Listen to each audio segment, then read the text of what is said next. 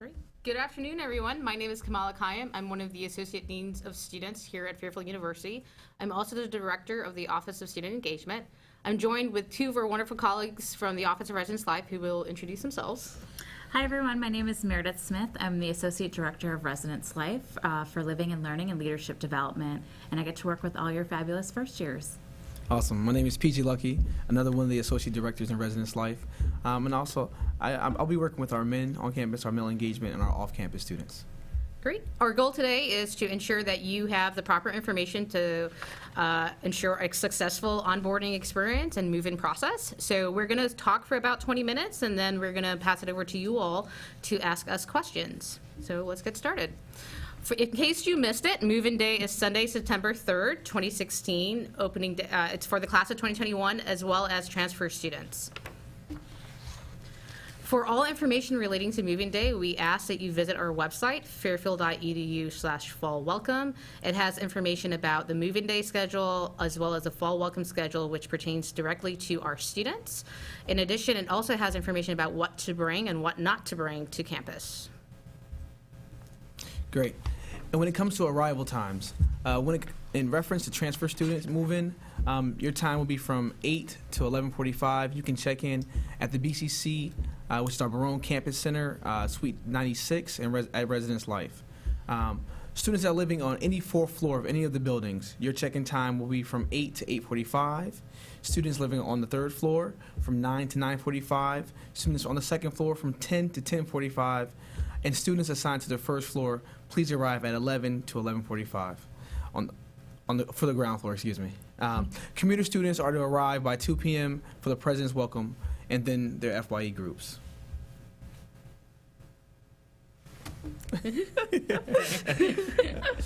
In reference to our numbers in the halls, as you see, Campion Hall has about 234 students, Jogues Hall has 302 students, Regis Hall has 298, Gonzaga Hall has 179, and we have about 66 commuter students that are first years this year. In reference to traffic, we ask that all cars enter through our main gate.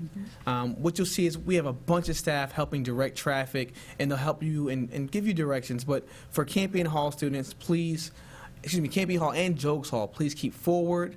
Gonzaga Hall and Regis Hall, make an immediate left and follow the loop around campus. Transfer students make an immediate left and they head right to the BCC parking lot, where again you'll be checking in at the Office of Residence Life in the Barone Campus Center 096. Great. So our process on Move-In Day is really smooth. It's because we all work together. You'll arrive at your designated time to campus, and there'll be an unloading zone near the front of your residence hall. You'll be given a card with your arrival time number on it. Please also put your room number and a cell phone number that we can get in touch with you. Don't give us a home number because we need that number if we need to get in touch with you that morning. We ask that one family member please stay with the vehicle at all times. This is super helpful.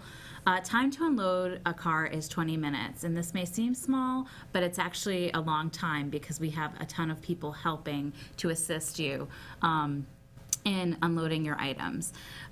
Student check-in, your student will be able to check in at the check-in table to pick up their key and a welcome packet that is just specific to them. Again, one person must remain with that car at all times. After unloading, we ask that you move your car to a designated lot on campus. So wait to set up your room, move that car first, and then come back and set up your room. And then once you're done setting up your room, it's really important that your student will pick up their stack cart at the BCC lower level and enjoy the festivities that is Move-In Day. It's a great day.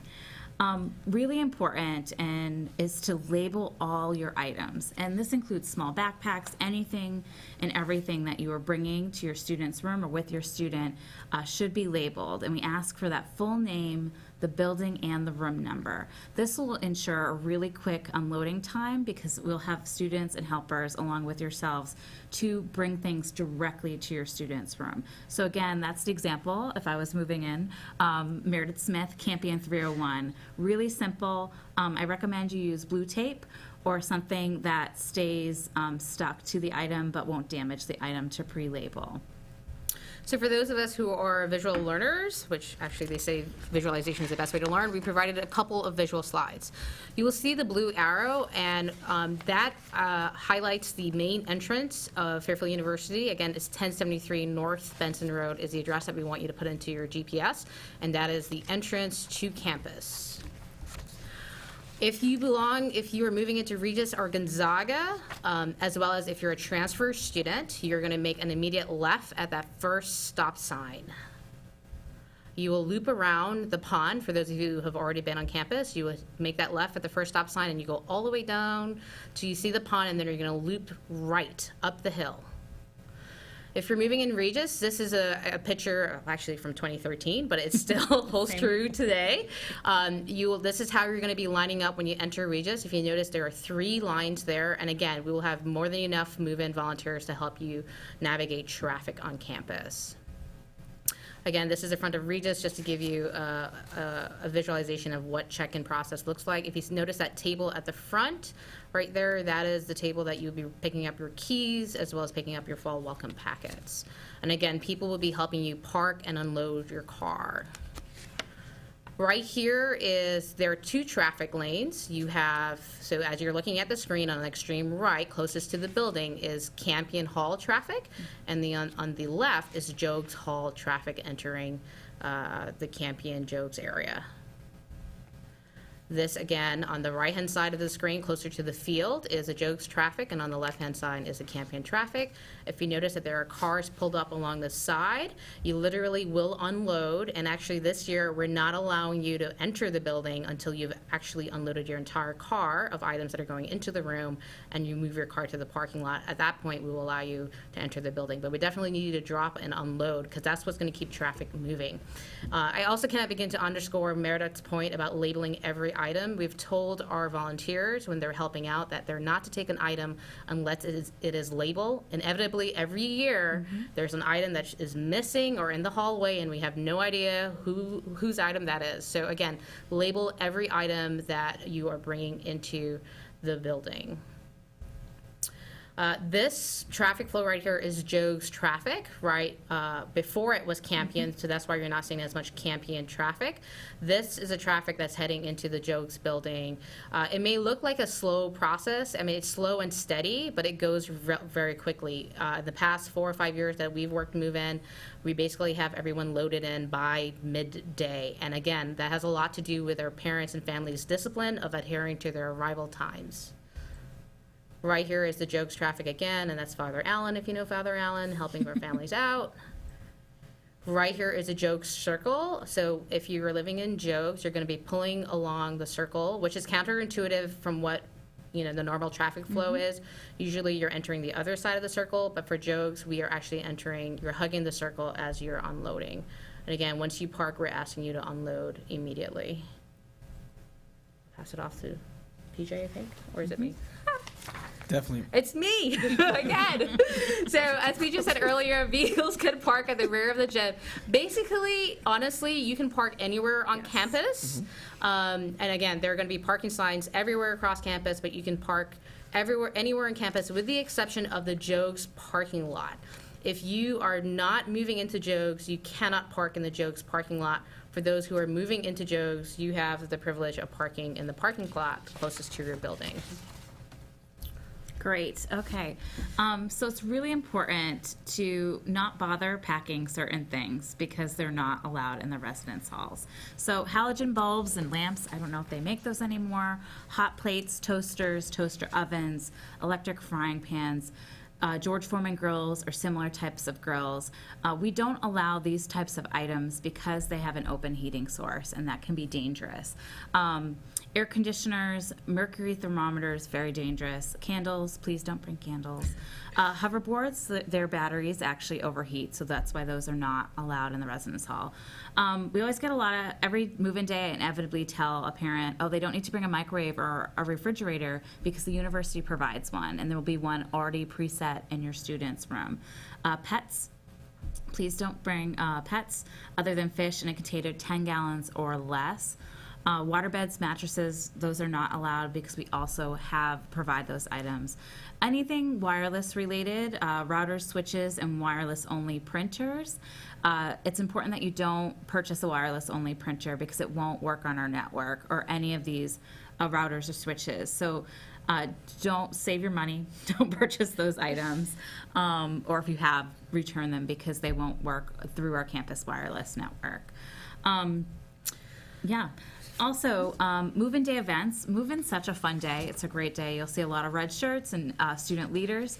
Once your student is moved in, it is imperative that your next stop is that STAG card office. It's located on the lower level of the Barone Campus Center, and you'll want your student to pick up their STAG card because that is their pass and key to everything. If they don't pick up that STAG card during the day, they won't be able to get into their residence hall at night. And so it's really important they pick up that STAG card. It's how we know they are a student. The President's Welcome is at 2 in Rafferty Stadium. We'll have people to help shepherd you over there. The new student family meetings are at 2:45. So there's one for those who missed orientation. If you weren't at June orientation, that's in BCC 200. And then if you were at June orientation, there's a Residence Life family meetings for all the various residence halls. So you'll get to meet some of the residence hall staff that will be living with your students. There's mass and reflective walks and time to spend with your student, and families depart between 5 and 5:30. And then after that, the students, we take them and we get them started in their onboarding process. So key campus partners that will also be available opening day, there'll be a mini activities fair, or information fair rather, which will include our health center, financial aid, the STAG card office, and our information technology services. So they'll be there to help your students get settled and make sure that they have everything for a great start to their semester. So for a fall welcome schedule, this is a different schedule than the move-in day schedule. So keep in mind, there are going to be two schedules that are operating on the day of move-in. The move-in day schedule, which you can find at fairfield.edu/fall welcome, and you will receive it upon entering the campus. You will receive it as you enter the gate. We're going to basically hand you the schedule for move-in day. That schedule is for our families. When your student checks in at the check-in area, they're going to receive a customized fall welcome schedule, which will have activities and events, essential activities and events on Sunday and Monday for the start of the academic year. And again, these are essential activities and events that our students must attend if they're going to have a wonderful transition to the Fairfield University. The fall welcome schedule is for students only. Again, the move-in schedule is for families, but the fall welcome is for students. And as I mentioned earlier, it does encapsulate move-in day as well as the Monday, Labor Day, September 4th. Fall welcome schedule focuses on Step Up Stags, which is a continuation of one of the sessions that they've went to during June orientation. It will focus on alcohol, freedom of speech, as well as diversity, as well as sexual assault issues. They also will do the class picture. They will be meeting by residence halls during that period. There is a commuter orientation going on during that period, and socials, amongst other events. Campus stores and shuttles will be offered throughout fall welcome schedule. And that concludes our formal presentation of Move-In Day and Fall Welcome. We now welcome your questions. Sure. So the first few questions are about the residence hall logistics. What size rug is recommended? And can students bring small Christmas type lights in the room? What are the restrictions as far as those might go? Okay, I'll start with the Christmas lights, and I'll let PJ take over the logistics of the room size. So Christmas lights are allowed. Again, they have to be UL approved. So any electronic device that your student brings should be UL approved. We ask that they just don't hang it on the ceiling. That could be a fire hazard. They can be strewn around the room or on your student's side. That's totally fine using something like a 3M hook. Rug Yes, size. awesome. Rug size, what I would say is we actually have measurements for rooms online. We don't necessarily make a recommendation for a specific rug size, but after looking at the measurements, I'm sure you can figure it out on what works best for you and your student. Great. Is there a vacuum on the floor, or should students invest in one? That's a great question. Each residence hall does have an industrial strength vacuum that they can borrow from their residence life staff. They'll just need to loan a STAG card, or we usually borrow a cell phone, so we make sure we get that vacuum back. But some students do invest in a small vacuum. It's really a personal choice. All the floors in the residence halls are linoleum, so a Swiffer is also a good bet as well, or some sort of dusting device. They're pretty easy to clean. Great. If you are traveling a long distance and arrive before your designated time, where can you go or park or wait on campus? I would say you can go right to the residence hall and wait, and we'll assist you. You'll see our staff, and we'll definitely let you know when it's time to move in if we see your cars waiting. Yeah, we prefer that you arrive in your designated time. However, if for some odd reason you can't, that's okay. We'll make it work. Great. Another distance question. If a family is coming in on Friday afternoon, having a lot of things shipped ahead, will the mailroom be open on Friday and Saturday as well as move-in day? The mailroom will be open on Sunday of Move-In Day. So mailroom will be available. I believe the hours are, if you give me 1 second, I'll look it up really quickly here. If I can find it, which I believe I can, but no, I can't. The mailroom will actually the mailroom will be open from 9 a.m. to 3 p.m. We ask that you pick up your items at the mailroom on Sunday from 9 a.m. to 3 p.m. I would avoid arriving to campus on Friday or Saturday. Great. On Sunday, is the new food court cafeteria open for students and families? We are hoping for that to happen. We are working diligently for that to happen. But we are going to be cutting it close, in all honesty. So our plan is to have the Tully open and ready for families to enjoy, but we're also prepared for it not to be open as well. But we are working diligently and checking in every day with our construction team on it, hopefully to have it open. So. Great. And then I believe the last question we have is in regards to the honors students. Could you please provide details on the September 1st honors move-in day for parents and students? Are honors students to attend the September 3rd and 4th activities planned for the first year students? Yeah, so the honors students will be getting, who are living in the Honors LLC, will be getting a specific move-in day schedule. Because the September 3rd activities are so critical, the honor students will also be attending those as well. But there will be some time for families who are moving in honor students to meet the faculty chairs. We'll have a quick family meeting to see if there are any questions. If you're planning on in the area or staying around, families are also welcome to come back on the 3rd if possible for those meetings. But they're not critical for families, but they're crucial for students. And we will run through this with all the honor students as well. So tell them to keep their eyes open for an email probably today or tomorrow if your student is in the Honors LLC, just with a reminder of their move-in day logistics. And it's really important that they pick up their STAG card on that move-in day as well. Especially whatever move-in day your student has, they should be picking up their STAG card that day. A couple more questions have come in. How many Ethernet outlets are in a room and how many electrical outlets are in a room? The electrical outlets vary, so we encourage families to bring, again, UL approved surge protectors. That's what they're called. And then there are 2 Ethernet connections in each residence hall room, one for, or 3, depending if it's a triple, true triple. Is there anything else? Most of the students use wireless, I'll say that, but the Ethernet is fast as well. Great. What are the height ranges the beds can be raised or lowered? I'll say it's 52 inches, but I could be wrong. Yeah. We'd have to look that one up.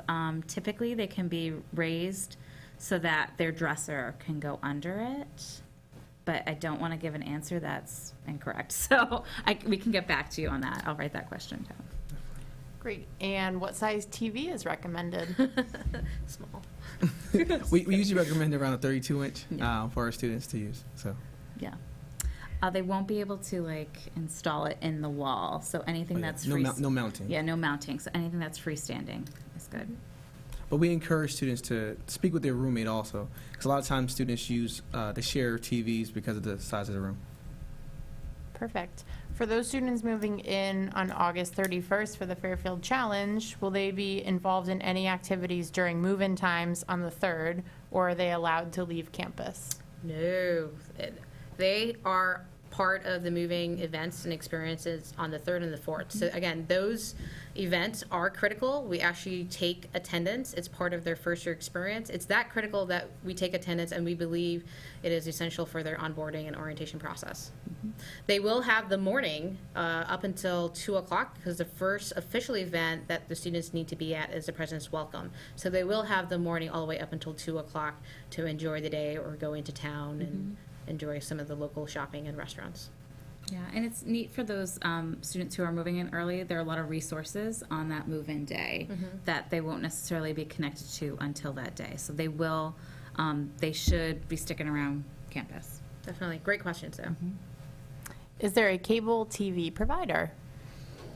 Great question. We have cable in each of the residence halls. All you need to bring is a coaxial cable. I'm looking at Pejay. I'm not a technological person. That's pretty much it. You just Yeah. need to bring a coaxial cable. Our cable provider is Optimum, so we have a list of channels, again, which is on our website. And we usually provide those lists of channels for students. We do have HBO, which is great.